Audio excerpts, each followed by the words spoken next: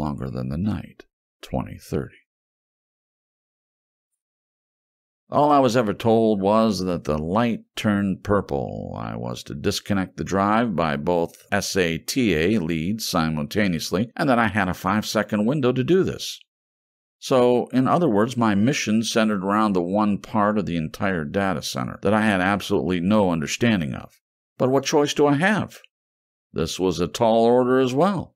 I'm talking at precisely the same time and exactly 5 seconds. I wasn't expecting a janitor, let alone a SWAT team.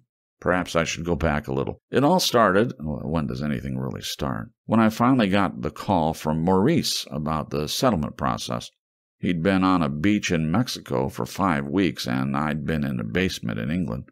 My environment was hotter. Even without the wall of miners, it would have been hot as fuck in there.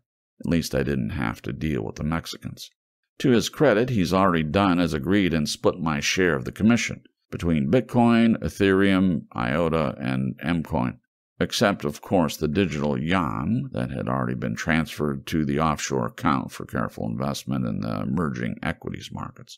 Maurice was a fucker and a fuck-up, but Maurice came through for his friends when it counted. And boy, can Maurice count. Women, money, lines, gas fees. Greedier than a government. Slyer than a Chinaman, and loyal as a bull terrier to a lucky few. Point is that apart from Maurice's little sabbatical, this particular global settlement had run as smoothly as his code. Let him suck up the mojitos. Let his endings be happy. Just would have been nice to know what the hell he was doing. Could have halved my anxiety and my anxiety time. So, like I said, that's kind of where it all started. Maybe goes further back to MIT, but that's for later. Maybe. And while I waited for a call from Maurice about whether or not our business with our East Asian brothers had concluded successfully, I had nothing to kill but time, which to begin with was mucho finio. But before I knew it, the monotony was getting to me, and it turned merry old England wasn't so merry after all. Started to wonder if it was meant to be ironic.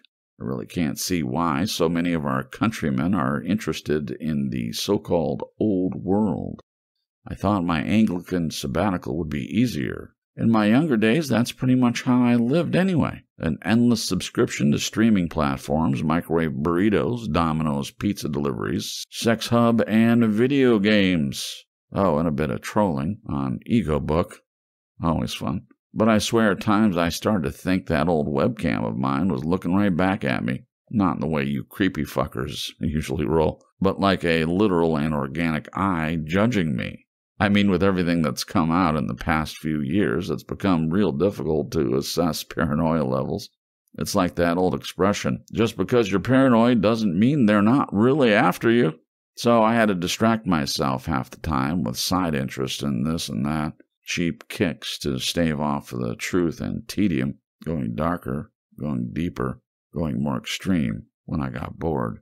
The neighborhood wasn't good, but the street was quiet. I heard some shouting one day that turned out to be an anomaly. Glitch in the matrix.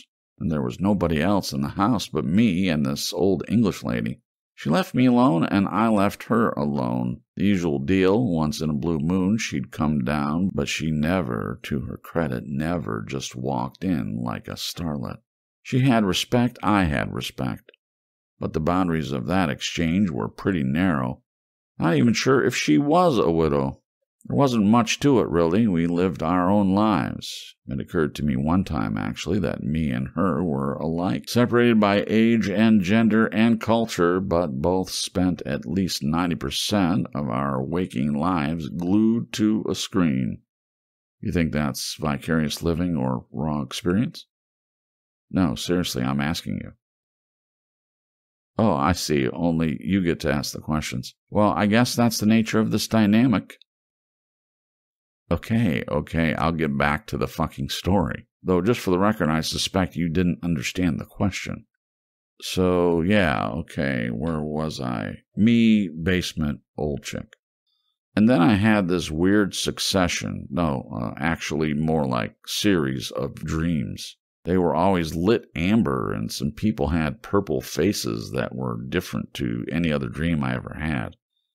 I used to have these really intense nightmares sometimes, often actually since childhood, and I realized at some point in my 20s that these were not a product of horror movies or any of the other usual suspects, or even whatever was ailing me at the time. They went back to childhood, to the very start, pre-memory making, pre-conception even. Shit, worst dream I ever had was the first, and I realized the fire has always been there. The rest, modern devices, whatnot, was just trying to put it out with gasoline. Well, I gladly would get back to the dream if it wasn't near impossible to explain. Usually dreams change, right? Evolve very quickly, right before your closed eyes. You're here, you're there. 1 minute, it's some random person you have never seen or even thought of since school. And the next, it's celebrity, and then it's your mom. But these dreams were much more stable. Characters stayed the same, not just the purple weirdos, but the others too. The real people. They were people I knew as I knew them, and few had revealed themselves to be demons, monsters in disguise. But I always got this funny feeling that it was a sequel dream, because that's the other thing from when I was younger. Dreams often seemed like follow-ons to earlier dreams, but I was never sure if they really were, or a false memory or a component of the new dream. Like some people say dreams are real. What if you remember that? Like real memories anyway.